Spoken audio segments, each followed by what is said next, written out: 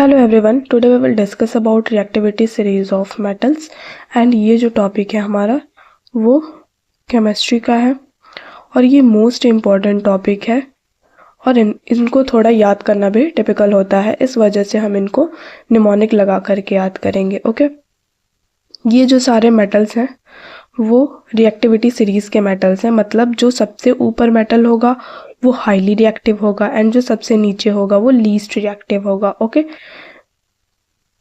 इसमें क्या होता है, थोड़ा अगर हम बेसिक इन्फो जाने, इनके बारे में थोड़ा सा जाने तो जैसे कि एग्जांपल ले लेते हैं CuSO4 प्लस Fe एंड इसका रिएक्शन होगा FeSO4 प्लस Cu। ठीक है, तो कॉपर कहाँ है? कॉपर जो हमारा है वो है यहाँ पे, ठीक है, और आयरन जो है वो यहाँ पे है। तो आयरन सीक्वेंस में कहाँ है? ऊपर है। तो आयरन ऊपर है, इस वजह से ये कॉपर को रिप्लेस कर देगा और FeSO4 बना लेगा और ये रिएक्शन हो जाएगा। बट अगर ऐसा होता कि यहाँ पे Fe होता और यहाँ पे Cu होता तो ये रिएक्शन पॉसिबल नहीं होता।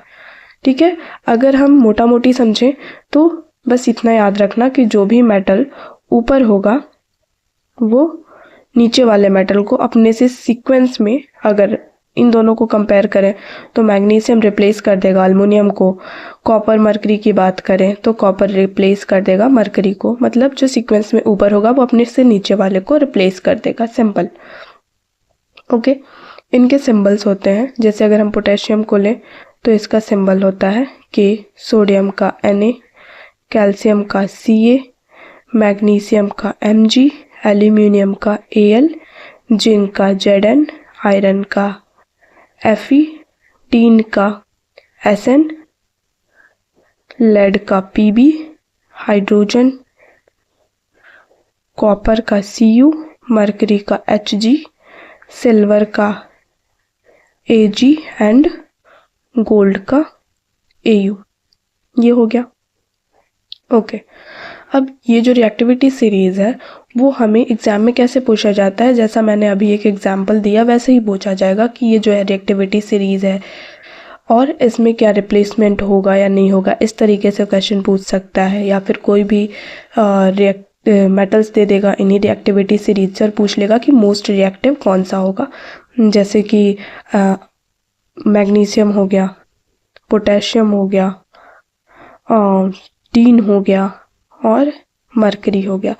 तो ये क्वेश्चन पूछ लेगा आपसे कि इन सारे जो चार मेटल्स के नेम दिए हुए हैं उनमें से सबसे ज़्यादा रिएक्टिव मेटल कौन सा होगा। तो उसमें से जो सबसे ऊपर कौन सा हमारा पोटेशियम है, ठीक है, और बाकी मरकरी है,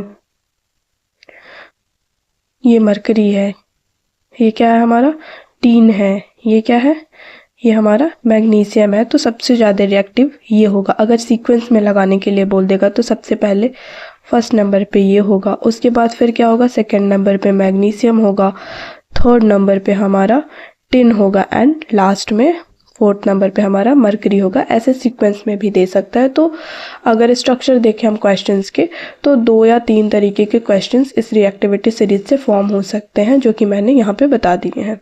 ओके, अब बात आती है कि कभी कभी क्या होता है कि ये रिएक्टिविटी सीरीज़ को तो हम पढ़ लेते हैं क्योंकि ये सारे मेटल्स जो है वो इनसे हम अवेयर रहते हैं कि हाँ भाई potassium, sodium, calcium, magnesium, aluminium, zinc, iron, tin, lead, hydrogen, copper, mercury, silver and gold.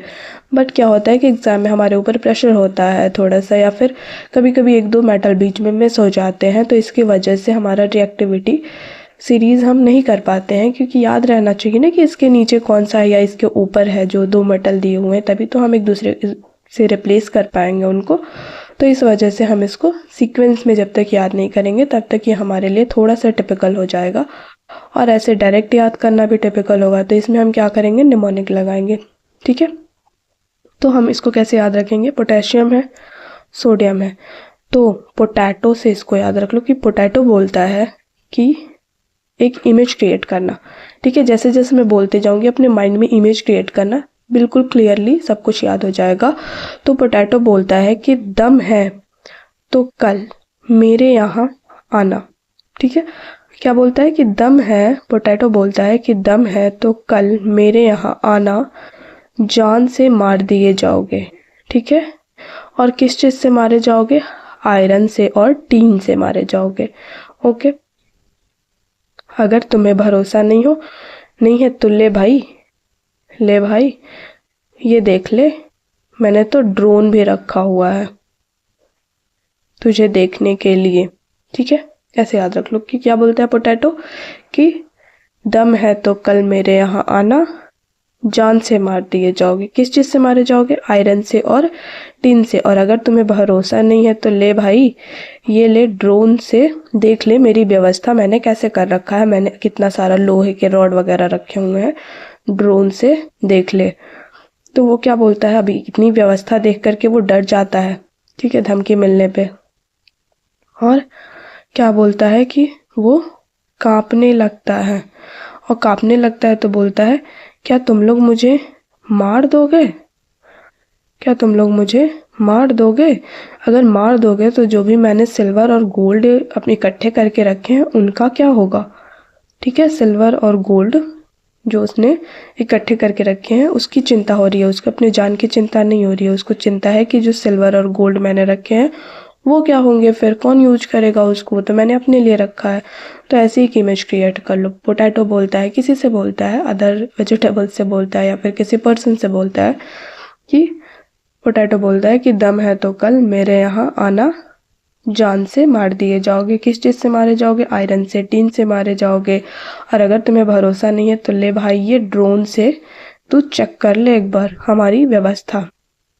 ये सब जब ड्रोन से देख लेता है वो, तो क्या बोलता है, कांपने लगता है और बोलता है कि तुम लोग सच में मुझे मारोगे क्या?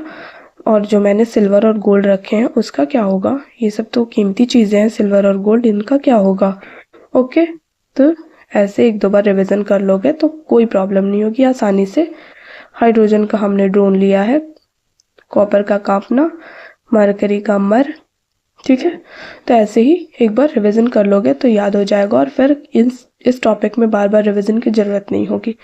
ठीक है, अब कुछ हम इसके बारे में बेसिक इन्फो देखें। तो पोटेशियम जो होता है और सोडियम होता है, ये दोनों जो मेटल है वो हाईली रिएक्टिव मेटल है। ओके, ये दोनों मेटल बहुत ही ज़्यादा रिएक्टिव होते हैं। इस वजह से क्या किया जाता है कि सोडियम और पोटेशियम को हम लोग केरोसिन में स्टोर करके रखते हैं। क्यों केरोसिन में स्टोर करके रखते हैं? क्योंकि जैसे ये हाइड्रोजन के कांटेक्ट में आता है वैसे ही आग लग जाती है इसमें। ओके, तो इस वजह से हम इसको केरोसिन में स्टोर करके रखते हैं। और सोडियम और पोटेशियम जो मेटल है,